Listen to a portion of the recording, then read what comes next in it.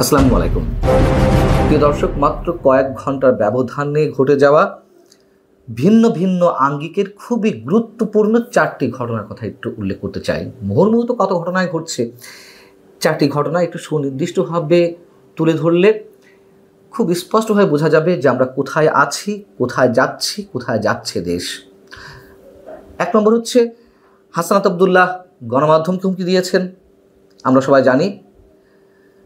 পরবর্তীতে তিনি আত্মপক্ষ সমর্থন করে ফেসবুকে একটি স্ট্যাটাস দিয়েছেন, যেখানে আবার জাতীয় প্রেস ক্লাবের সিনিয়র সাংবাদিকদের উদ্দেশ্যে হুঁশিয়ারি উচ্চারণ করেছেন। দ্বিতীয়টি হচ্ছে, মৌলভীবাজারে বৈষম্য বিরোধী ছাত্র আন্দোলন চলাকালীন সময়ে হামলার অভিযোগে আটক একজনের জামিনের প্রতিবাদে সেখানকার ডিসি অফিস এবং এসপি অফিস ঘেরাও করা হয় মঙ্গলবার।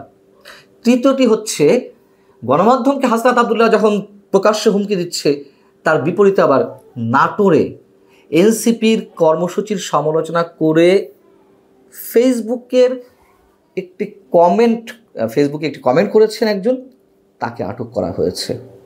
চতুর্থটি হচ্ছে, মানিকগঞ্জে আওয়ামী লীগ নেতাদের আটকের প্রতিবাদে নিষিদ্ধ ঘোষিত ছাত্রলীগের নেতাকর্মীরা একটি থানা ঘেরাও করে সোমবার রাতে।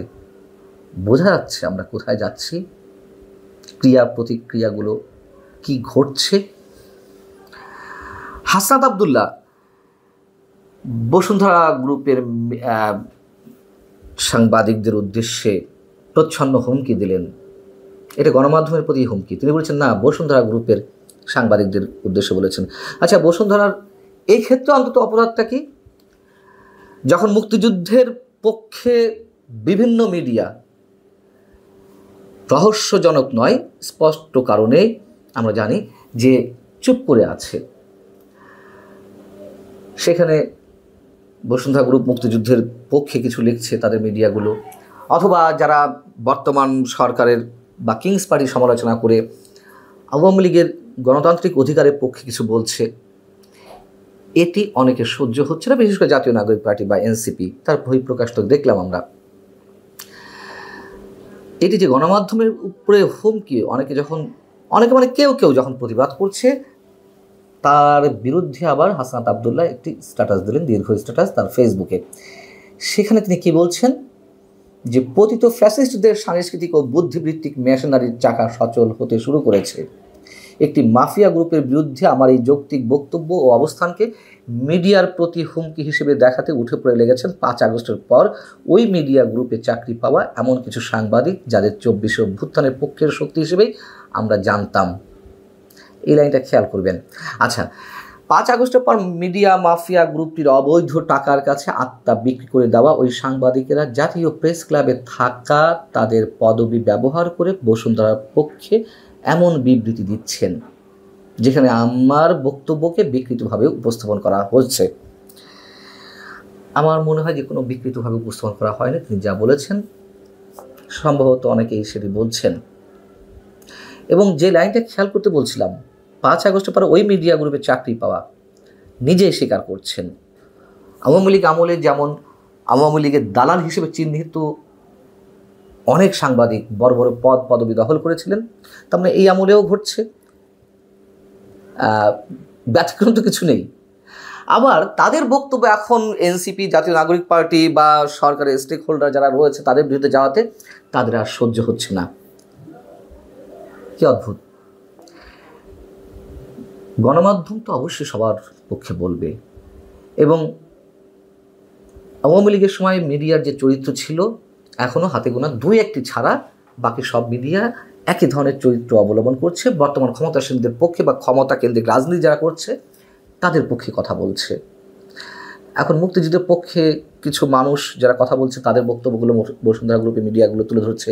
কালের কণ্ঠ, বাংলাদেশ প্রতিদিন, বাংলা নিউজ 24 বা তাদের electronic channel news 24, Daily Sun, এটি তাদের সহ্য হচ্ছে না। কথা বলতে হবে একপাক্ষিকভাবে, আওয়ামী লীগের বিরুদ্ধে কথা বলতে হবে। আওয়ামী লীগের নেতা কর্মীদের কোনো গণতান্ত্রিক অধিকার নেই। আওয়ামী লীগের যে কোটি কোটি সমর্থক রয়েছে, তাদের পক্ষে কিছু বলা যাবে না।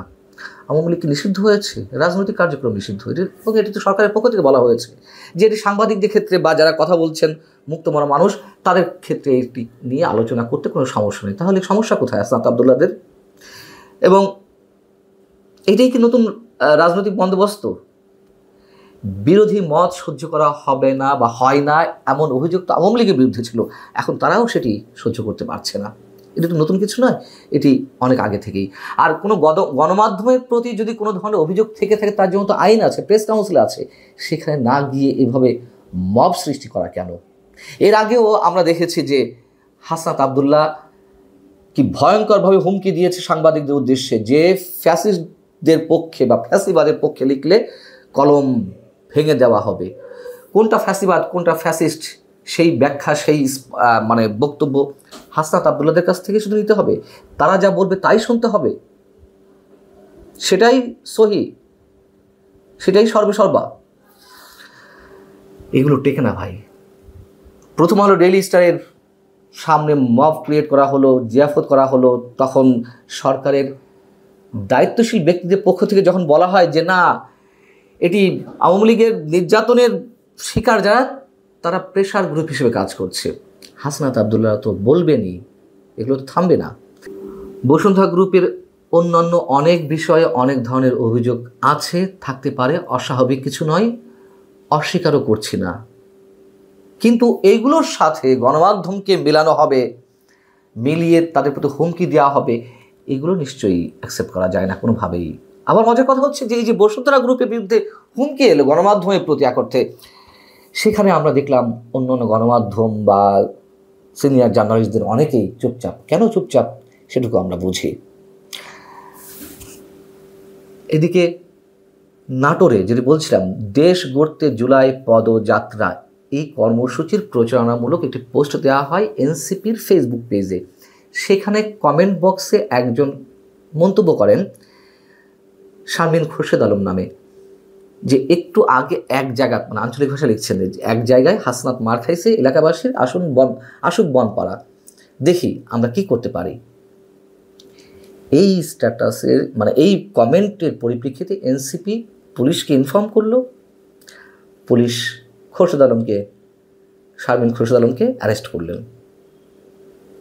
আবার মৌলভীবাজারের স্বেচ্ছাসেবক লীগ নেতা একজনকে জামিন দেওয়া হলো, তার বিরুদ্ধে বৈষম্য বিরোধী ছাত্র আন্দোলনের ব্যানারে ডিসি অফিস ঘেরাও করা হলো, এসপি অফিস ঘেরাও করা হলো, প্রেস ক্লাবের গেটে তালাও মেরে দেওয়া হয়েছে, কারণ প্রেস ক্লাবে নাকি আওয়ামীপন্থী সাংবাদিক তারা সেখানে রয়েছে বা কার্যক্রমের সঙ্গে জড়িত। আর শেষের যেটি বলছিলাম, মানিকগঞ্জের সাটুরিয়ায় সোমবার রাতে আওয়ামী লীগ এবং ছাত্রলীগের নেতা কর্মীদের ছাড়িয়ে নিতে যেটি নিষিদ্ধ ঘোষণা করা হয়েছে যে সংগঠন, ছাত্রলীগের নেতাকর্মীরা থানা ঘেরাও করেছে। এদিকে বৈষম্য বিরোধী ছাত্র আন্দোলনের নেতারা ডিসি অফিস, এসপি অফিস ঘেরাও করছে, পুলিশের সদর দপ্তর ঘেরাও করছে। এদিকে আবার ছাত্রলীগের নেতারা থানা ঘেরাও করছে। এদিকে আবার মৌলভীবাজারে মব সৃষ্টির বিরুদ্ধেও মিছিল সংঘটিত হয়েছে। প্রত্যেক ক্রিয়ারই একটি বিপরীত প্রতিক্রিয়া আছে। এটা আওয়ামী লীগ বোঝেনি, ক্ষমতায় যারা থাকে তারা বোঝে না। এনসিপি এখন অদৃশ্যভাবে ইনফরমালি ক্ষমতায় রয়েছে, আমরা জানি। এনসিপি কিংস পার্টি, তারা বুঝতে চাইছে না।